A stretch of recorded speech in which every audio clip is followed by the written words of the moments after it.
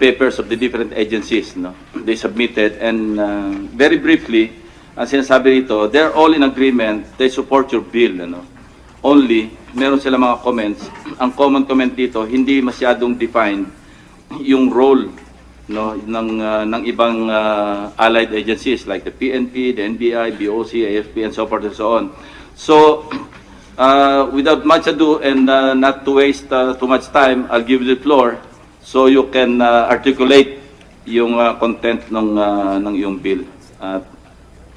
You have the floor, Senator Sotto. Thank you, sir. Thank you, Mr. Chairman. Good morning to everyone.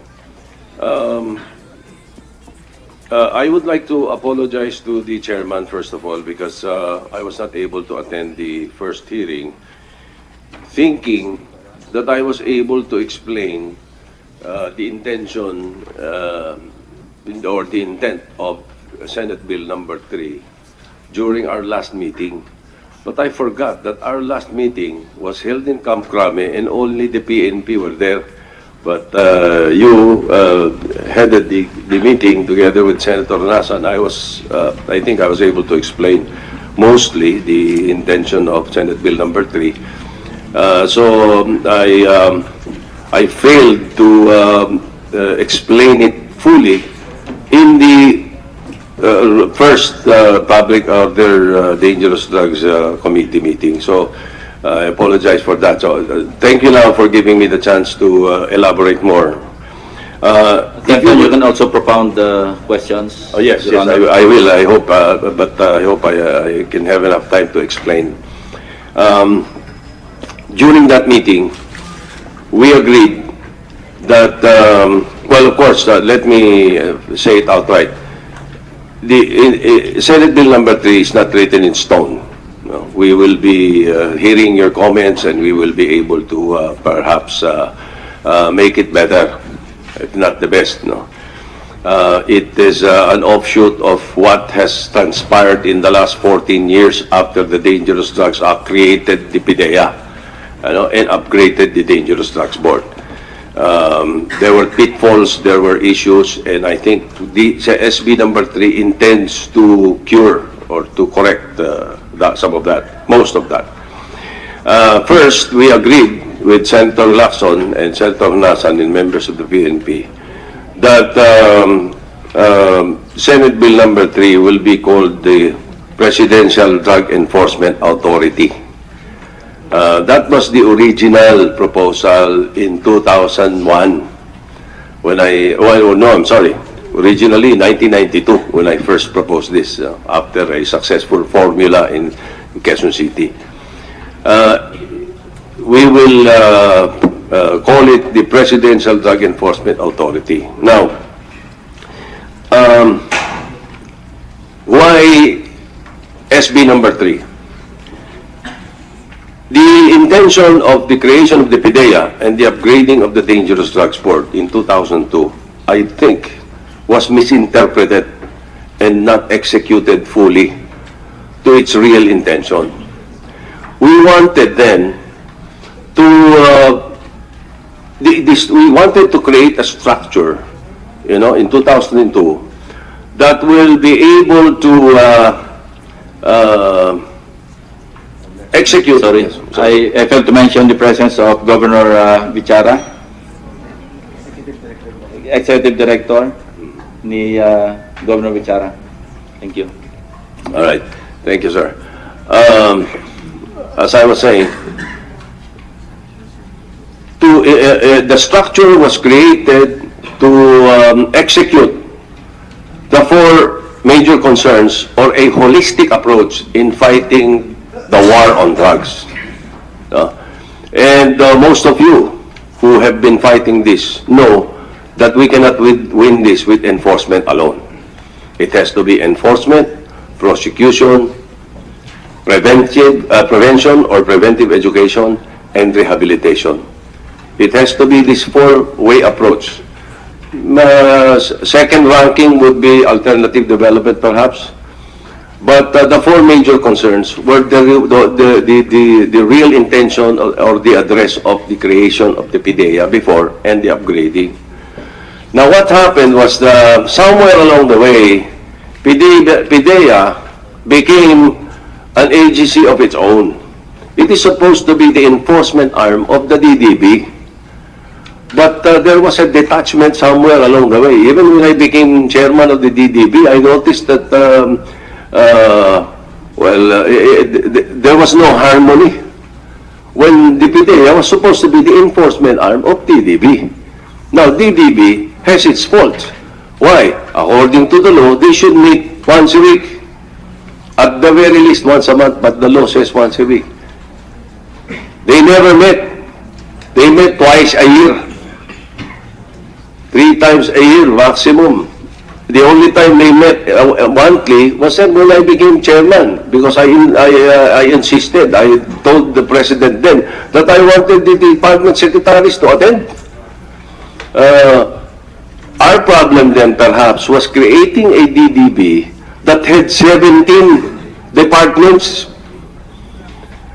and represented by the secretaries.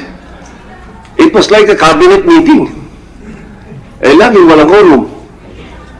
Yeah, so you see the problem that we encountered, no? And then the enforcement of PIDEA was not really coordinated with the PNP or the NBI. Somehow it was, but it was not fully coordinated. When the real intention of the creation of PIDEA was like USDA, it will have supervision, but the PNP will be the anti-illegal drug group and perhaps units of the NBI or even the armed forces. Parang yung USDA dito, for so long a time, there were only USDA in the country, but they were effective. Ganun ang ganun yung strategy talaga originally, no? The only time that an elite force of PIDEA should be used is when the area is compromised. Other than that, it should be the PNP for enforcement. Now, the problem also, again, it was misinterpreted because ang prosecution, it was left fully to the DOJ. No coordination whatsoever with the enforcement arms. So what happened? Right now, 74% dismissal of drug cases. Even before that, more than 80% dismissal of drug cases. In the last 6 years, it was the worst. And in the last 6 years, they even removed an executive order by then President Macapagal, which used a circular by Secretary Simeon Datumanong that all drug cases dismissed shall be automatically reviewed by the Office of the President. The circular na ganun at may executive order na ganun, it was removed in the last 6 years. So, lalong lumala yung dismissal ng cases. No? Then, why? It was not coordinated. Pag sinita mo yung mga prosecutor, ano na nangyari? Sasabihin sa akin, sir, yung mga PIDEA nyo, tsaka mga pulis nyo, di marunong mag-file ng kaso eh. Di marunong mag-prepare ng kaso. Pag sinita mo PIDEA, sinita mo pulis, ano nangyayari? Di mo kayo marunong mag-file ng kaso. Ang sagot sa akin, hindi sir, yung mga prosecutor nyo, nalalagyan. Nakita nyo yung miscode. Ano? So, that is only 2 of the aspects. What about prevention and preventive education? Right now, I think the PNP is preparing a preventive education campaign. That's good, but that's not their work. Hindi sa kanila dapat yun, dapat yun sa DepEd eh. Hindi ba? Oh, even the preventive education campaign should be in all schools. Drug abuse resistance education should have in all grade 6 levels. Why grade 6? Because they're about to turn teenagers. Yun yung dapat na hindi na curious. Dapat alam na nila na masama ang droga, hindi dapat. Kaya doon ang prevention campaign. And then the 4th, rehabilitation. Wala rin siya yung PIDEA, wala rin siya yung DDB. Wala rin siya yung PNP. Bakit? Nasa DOH. Hindi priority ng DOH. It's a good thing that Dr. Reyes, who was a member of the DDB then, who is now chairman of the DDB, I congratulate you for that. understands the plight. Di ba? Tama yung sinasabi ko. Hindi naging priority ang rehabilitation. Kaya ilan ang rehabilitation center in the country? When I was DDB chair, 48. Ang accredited lang ng DOH, 13. Can you imagine that? Oh. So, kaya tayo kulang na kulang ngayon. And so, the intention of Senate Bill number 3 is to correct all of this by upgrading the DDB and the PDEA into a Presidential Drug Enforcement Authority under the Office of the President. With the President like President Duterte, this will work. I am sure this will work. Now, we will hopefully accept your proposals or the other intentions, I'm sorry, the other concerns that you might have. But as I said, hopefully we will be able to craft, the committee of Senator Lacson will be able to craft a bill that will address this particular problem and hopefully win the war on drugs. Thank you, Mr. Chair. Thank you, Senator Sotto. I'd like to also welcome Senior Deputy State Counsel. Kala ko, Chief State Prosecutor ka na, Dong. Senior Deputy State Counsel, Dong Padulyon. Welcome to this hearing. We will also continue the discussion on Senate Bill number 8. Yun yung Affordable Drug Rehabilitation Treatment for Philippine Health Insurance Corporation.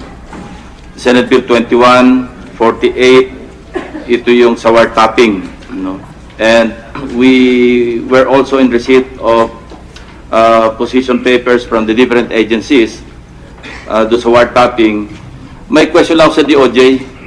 You have a suggestion to apply the one-party consent rule. Hindi ba tayo madadali sa constitutionality nito? Kaya, kasi you submitted a position paper that you suggest, or you're suggesting the application of a one-party consent rule, meaning we will be allowed, or a law enforcement agent will be allowed to record any conversation without having to obtain a court order, so long as the agent is one party to the conversation, has number 2 has obtained the prior consent of one party to the said conversation.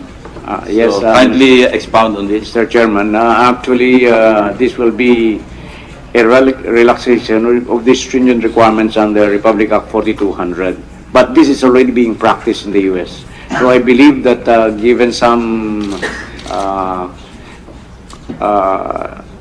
provisions to safeguard our constitutional rights, we could pass this without any problem that it is unconstitutional or violative of the due process law or of any of the rights of the accused or of any particular person. Thank you, sir, for your response. So, kailangan pa rin ng consent ng other party na nasa other end of the line, hindi na. One party lang. One party nga lang. So, binigyan ko ng staff ko ng note dito, no? It might violate Section 2, Article 3 of the Constitution against unreasonable searches and seizures, and Section 3(1) of the same article of the yung privacy of communication. Baka doon tayo madali. Opo, but siyempre gusto rin natin, lalong gusto ng law enforcement agency ito. Gusto rin namin supportahan ito, but then without the consent of the other party, you're intruding into into his privacy, so to speak. that's right, Mr. Chairman, but there must be really some safeguards that must be placed, which should be approved by the court. Since must be approved by the court. Kailangan pa rin ng court order. Yes, Mr. Chairman. Well, if there is a court order, we don't even need the one-party consent rule because after we secure the court order, after we have satisfied all the requirements to secure a court order, hindi na natin kailangan yung one-party consent rule, Mr. Yes, Secretary. but if there is no court order, the law might require the two-party consent. So in this case, the court's discretion will be limited as long as there's one party giving consent. Thank you, sir. Senator Honasan, you have some questions?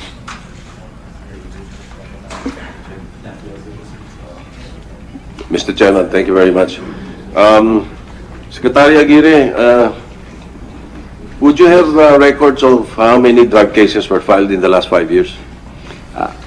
Yes, Senator Sotto. Would you please inform the committee?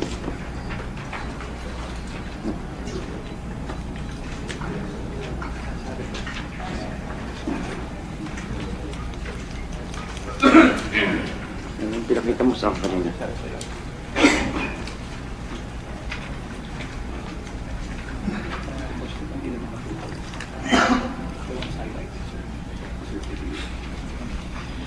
May I read for the record, Mr. Senator? Yes, sir. In 2011, there was a total of 14,015 cases, and we have conviction in court of 707. 2012, 16,337 with conviction, 16,337 with conviction of 693. 2013, 20,697 cases with conviction of 711.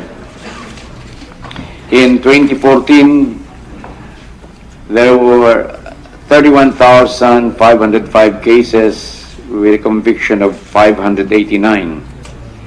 In 2015, we have 43,462 cases. 2015, 43,462 with conviction of 782 cases.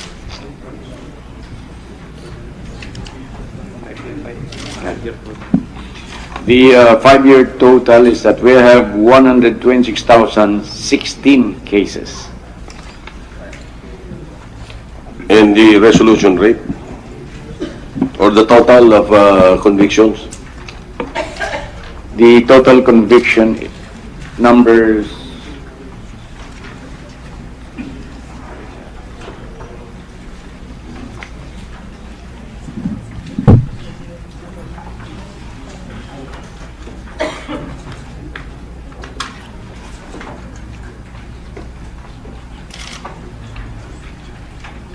Wala pang we lima. have only 3,482 convictions, Mr. Senator.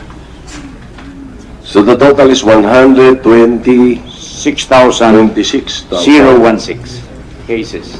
and 3,000 convictions, 3,482 convictions. 482 convictions. What happened to the 123,000? They left the country? We have a breakdown, Mr. Senator. I think Sige mo, sir, for the record. Prosecutor Padulyon could better answer it.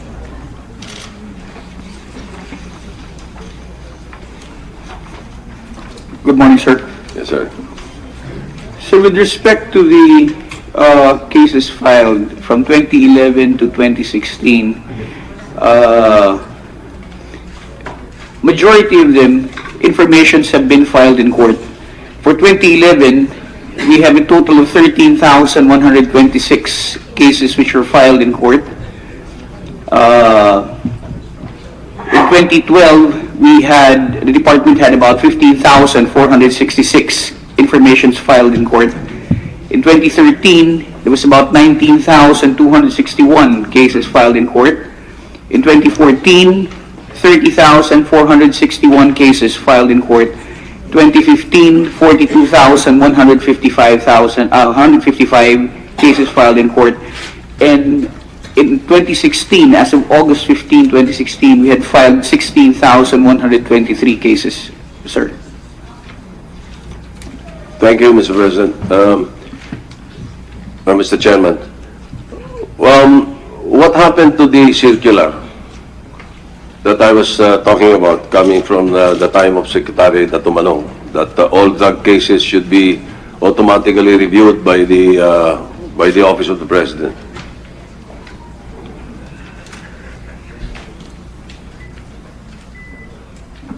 Sir, if I may,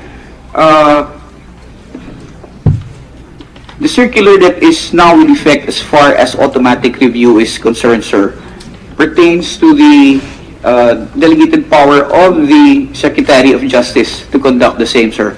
So cases which are dismissed in the field offices of the department are the ones which are elevated for automatic review by the Secretary, through the Secretary of Justice, Your Honor.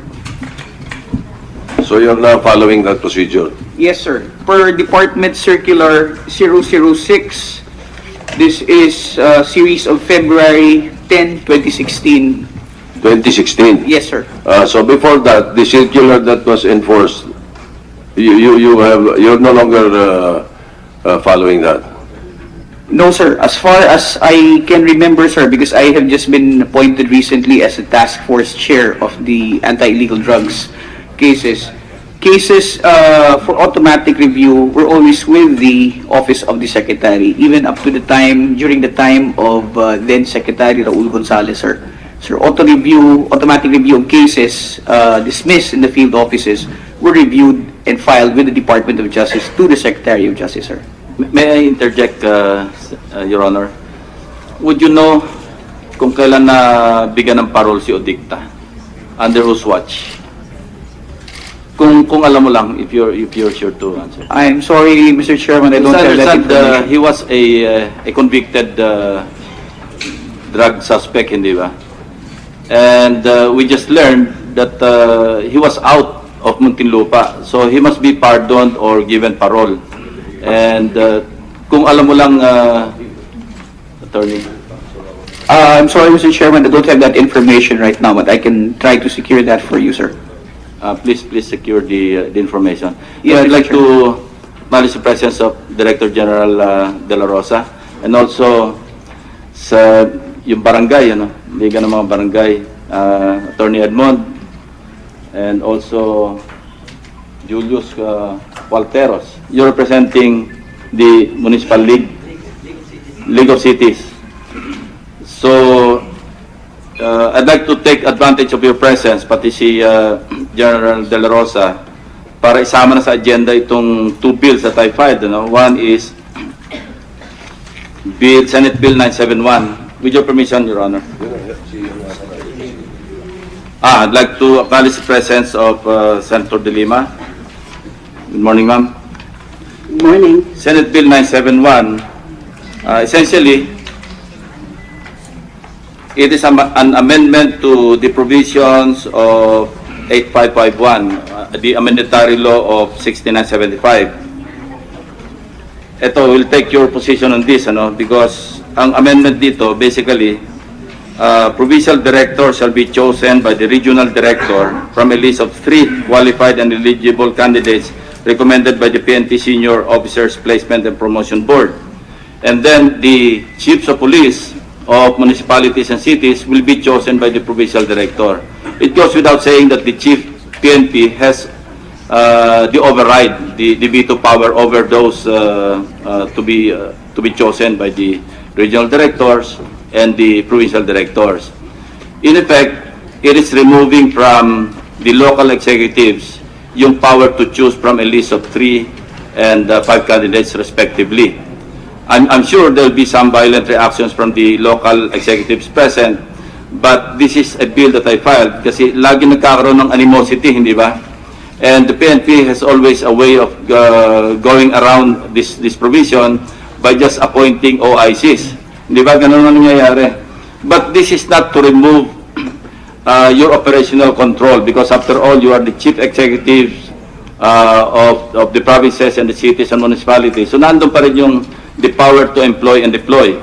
Ang inalis lang natin dito, yung the PNP will have to go through the exercise of submitting to you, to the local executives concerned, a list of 3 and 5 recommendees, para ma-facilitate yung performance nila, yung law enforcement duties nila. Sila na mamimili. After all, they know their people more than the local executives, and para mawala na rin yung patronage politics. Kasi ang nangyayari, sa halip na lumapit sa PNP, sa promotions board, at tingnan yung merits, ang pinupuntahan ng mga pulis natin, yung mga mayors, saka yung mga governors And sometimes, nagkakaroon ng animosity pagka nagkaroon ng appointment as OIC na hindi napili ng governor, naku, away na. So affected yung law enforcement function. And more often than not, pagka nag-flex ng muscle yung mayor o yung governor, inaalis pa yung mga baril na in-issue, inaalis pa yung mga sasakyan. No, I know this for a fact because I've experienced this. And I know the predicament of the PNP leadership on in this regard.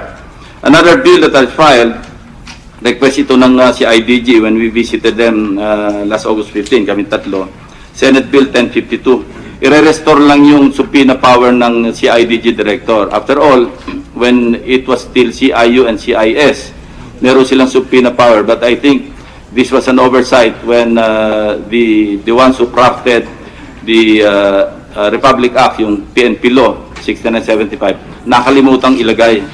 And NBI has that authority to issue subpoena. Administrative subpoena lang naman ito. Hindi ito yung wala itong contempt. There is no contempt power, no? Just the subpoena authority. Para lang mas maging efficient, mas maging effective yung CIDG director in his law enforcement function. So, I'd like to recognize, we'll hear your comments afterwards, ano? Bigyan ko lang ng floor kay Senator Honasan. Thank you. Thank you, Mr. Chairman. Secretary Aguirre. Senator. Good morning po. Please educate us on the issue I want to raise, taking off from the issue raised by our chairman. Ano ho ba ang quantum of evidence required para payagan ng korte yung wiretapping? Dahil linagay ho namin sa bill namin, no?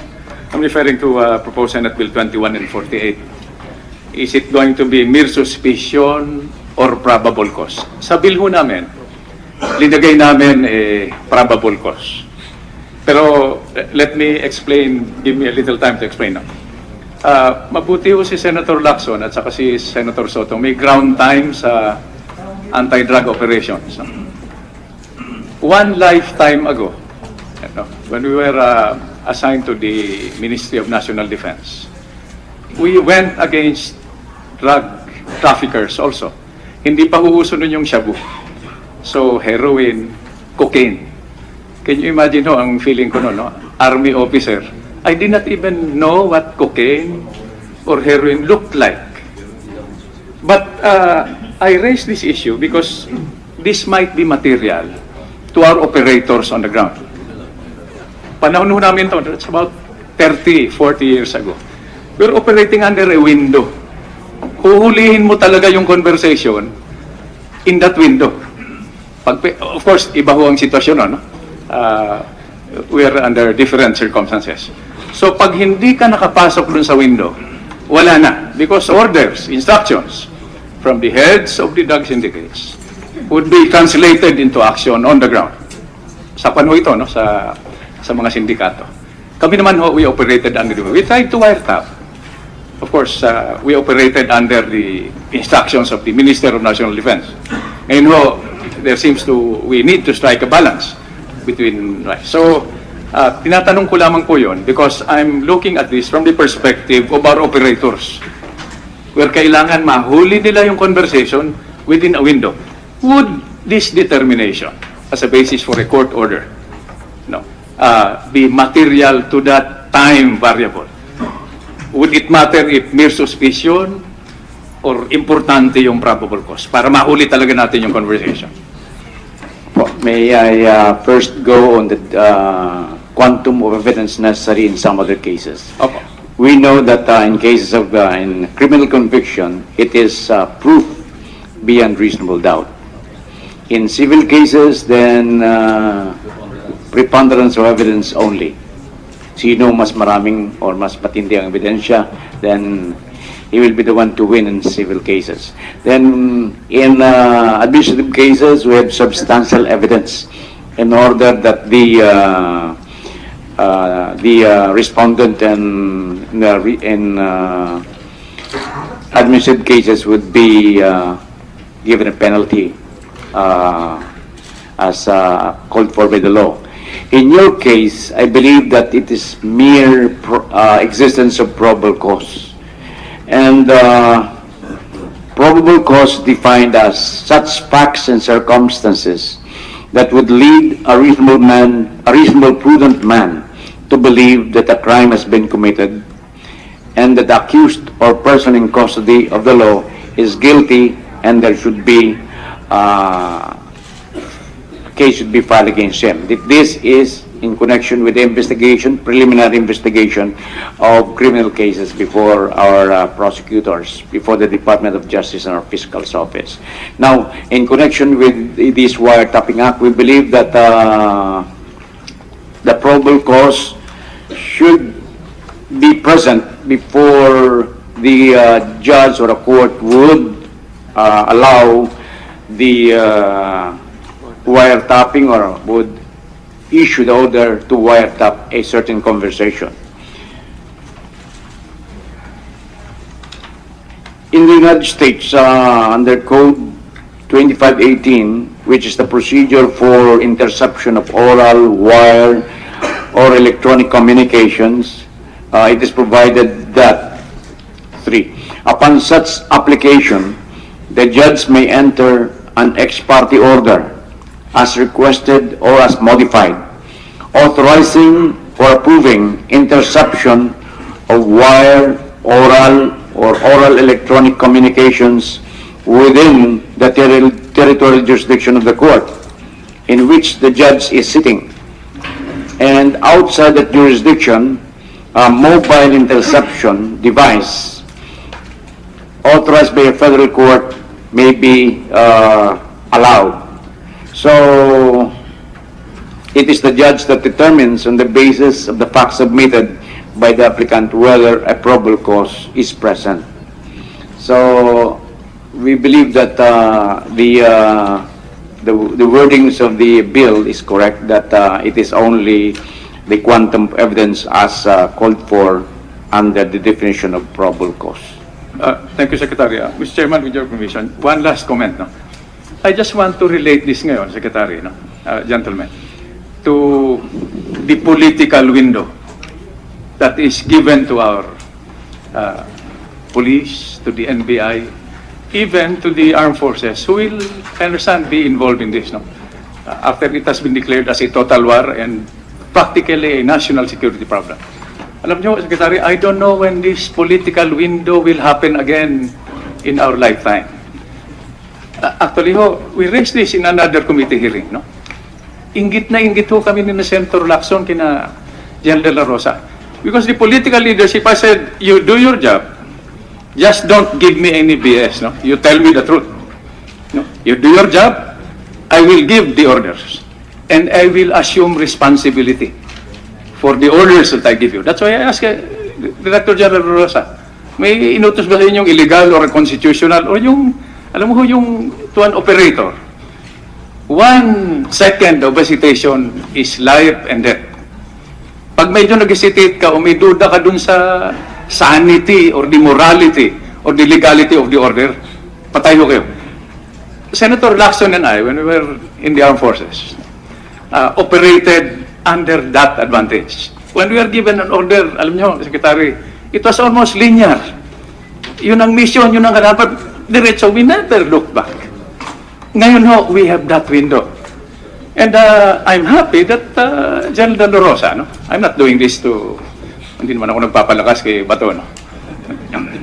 I'm happy that they recognize the fact that their job is to implement policy, not to explain policy. That is the job of the political leadership, the one giving the order.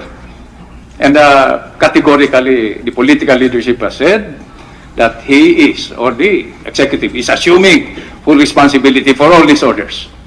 I just put that on the table para we can reconcile what is required if we pass these laws, no? At operational level, and the consistency that is required at political level. Salamat po, Secretary. Thank you, Mr. Chairman. May I have a comment, Mr. Senator? I believe I agree with you, and we have to take this opportunity that presents to us only at this very moment. So, as we say in the military, obey first, ask question later. Salamat po. Senator Sotto is recognized. Yes, After just one- Senator Sotto, to wrap- Senator De Lima. Just to wrap up my issues with the Department of Justice. So, after receiving these statistics, so in the last 5 years, 3,482 convictions out of 126,000. How many cases were reviewed? How many dismissed drug cases were reviewed by the Office of the President through the DOJ Secretary? Of the total, this is with respect to DOJ only, Mr. Senator. Of the total cases received from 2010 to 2016 as of July 31, we have received a total of 3,081 cases. The pending 81 cases. automatic review Automatic review. is 1,581. The automatic review resolved is 1,469, and those pending with the motion for reconsideration with the Prosecutor General is 22, and the MR on the AA resolve or automatic resolve is 9. So, Ano nangyari doon sa 1,469? yung po ang question natin na hindi natin alam dito, sa statistics na ito, whether those cases have been dismissed favorably or against the government. Yeah, that's Wala what I pong wanted picture to know. tayo So, dun can your undersecretaries find out for us so that we can submit to the committee? Yes, Your Ano Honor. nangyari dito sa 1,469 na nireview? Yes, Mr. Senator, we will submit the breakdown of the cases, how they were resolved. All right, thank you very much. Thank you, Your Honor. Before I recognize Senator De Lima, bago lang iwanan yung war topic issue, yung PIDEA has, ang position nyo is mere suspicion, hindi ba? And I see your point because pagka probable cause nga naman, arestuhin na nila. They don't need a court order because once they have established probable cause, they'll just arrest the perpetrators or the offenders. Kaya ang position lies a mere suspicion, pwede nang gawing basis to apply for a court order to wiretap communications. So, what's your comment, Secretary? Mr. Senator, yung po kasing sinasabi ng probable cause, it is the amount of evidence to be submitted to the judge. In other words, this is not addressed to the law enforcement officers. Kukuha pa lang tayo ng the order to allow the wiretapping. I would like to comment. Yes, Your Honor. We recommended that the amendment of the anti-wiretapping law to the level of the exemption given to terrorism and the anti-kidnapping for anti-kidnapping cases, Your Honor. This will make the operation against drugs, against illegal drugs, to be more easier, Your Honor.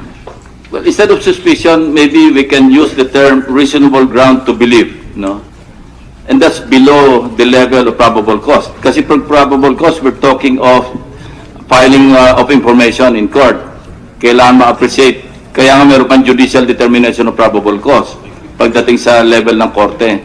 Pero yung reasonable ground to believe, ito yung old sa rules of court. Di ba yung dating law enforcement officer may arrest on the basis of reasonable ground. Naalis na yun eh. Inaiba na yun kasi in his presence, has just been committed, about to be committed, nawala na yung reasonable ground to believe. But at least, when a law enforcement agent wants to secure a court order to wiretap communication, baka pwedeng gamitin na lang yung reasonable ground because we're crafting a law for the guidance of the judge who will issue the court order. Ako I'm in agreement doon sa proposal na ibaba na sa RTC.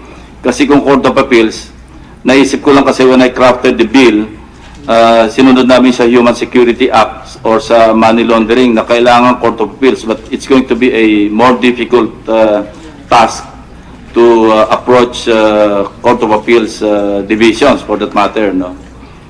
Opo, the problem there is that if we limit it to the RTCs, it will have limited territorial jurisdiction. So if the persons to be tapped, especially under our laws, which requires the, if there is consent required of both parties, one may be outside the jurisdiction of the RTC, then perhaps we could create a special RTCs which will have jurisdiction over the whole Philippines, just like the issuance of, not necessarily special, we just empower some RTCs, just like in search warrants, where QC, the RTCs of Manila and Quezon City could issue search warrants that would be effective even outside the National Capital Region. Yung ex parte is a no-brainer, ano? Kasi pagka naman nag-hearing pa yan bago ma-issue yung court order, hindi na magsasalita sa telepono yung kausap mo. So it's a no-brainer, wala tayong issue doon. Ang issue lang dito, ano yung level ng, anong ground ang kailangan natin for the judge to be authorized under the law or under the amendment to issue a court order.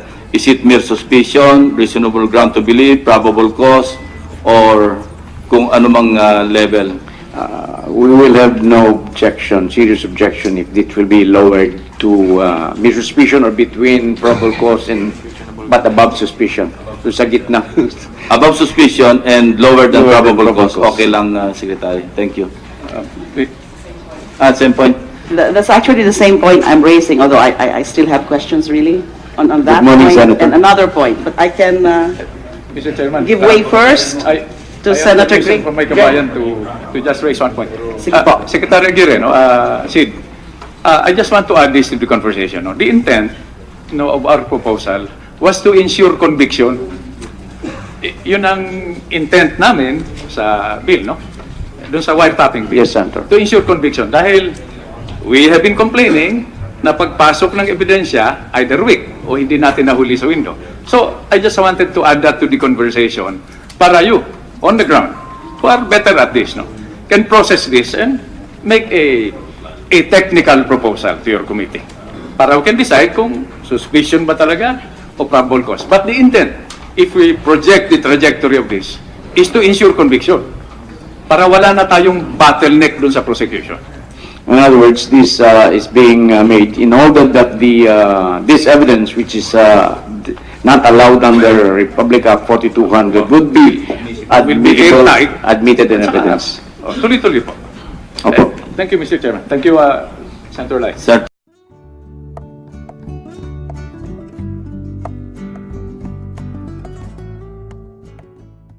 An offshoot of what has transpired in the last 14 years after the Dangerous Drugs Act created the PIDEA, and upgraded the Dangerous Drugs Board. There were pitfalls, there were issues, and I think the SB number 3 intends to cure or to correct some of that, most of that. First, we agreed with Senator Lacson and Senator Honasan and members of the PNP that Senate Bill number 3 will be called the Presidential Drug Enforcement Authority. That was the original proposal in 2001 when originally 1992 when I first proposed this after a successful formula in Quezon City. We will call it the Presidential Drug Enforcement Authority. Now, why SB number 3? The intention of the creation of the PIDEA and the upgrading of the Dangerous Drugs Board in 2002, I think, was misinterpreted and not executed fully to its real intention. We wanted then to we wanted to create a structure, in 2002, that will be able to execute. Sorry, I failed to mention the presence of Governor Bichara, Executive Director ni Governor Bichara. Thank you. All right. Thank you, sir. As I was saying, the structure was created to execute the four major concerns or a holistic approach in fighting the war on drugs. And most of you who have been fighting this know that we cannot win this with enforcement alone. It has to be enforcement, prosecution, prevention or preventive education, and rehabilitation. It has to be this four-way approach. Second ranking would be alternative development, perhaps. But the four major concerns were the real intention or the address of the creation of the PIDEA before and the upgrading. Now, what happened was somewhere along the way, PIDEA became an agency of its own. It is supposed to be the enforcement arm of the DDB. But there was a detachment somewhere along the way. Even when I became chairman of the DDB, I noticed that, there was no harmony. When the PIDEA was supposed to be the enforcement arm of DDB. Now, DDB has its faults. Why? According to the law, they should meet once a week. At the very least, once a month, but the law says once a week. Papers of the different agencies, no, they submitted, and very briefly, ang sinasabi rito, they're all in agreement, they support your bill, no. Only, meron sila mga comments. Ang common comment dito, hindi masyadong defined yung role, no, ng ibang allied agencies like the PNP, the NBI, BOC, AFP, and so forth and so on. So, without much ado and not to waste too much time, I'll give you the floor so you can articulate yung content ng iyong bill. You have the floor, Senator Sotto. Thank you, sir. Thank you, Mr. Chairman. Good morning to everyone. I would like to apologize to the chairman, first of all, because I was not able to attend the first hearing, thinking that I was able to explain the intention or the intent of Senate Bill number 3 during our last meeting. But I forgot that our last meeting was held in Camp Crame and only the PNP were there. But you headed the meeting together with Senator Honasan. I think I was able to explain mostly the intention of Senate Bill number 3. So I failed to explain it fully in the first public order dangerous drugs committee meeting. So I apologize for that. So thank you now for giving me the chance to elaborate more. You can also propound questions. Oh, yes, yes, I will. I hope, but I hope I can have enough time to explain. During that meeting, we agreed that, well, of course, let me say it outright. The Senate Bill number 3 is not written in stone. No, we will be hearing your comments, and we will be able to perhaps make it better, if not the best. No, it is.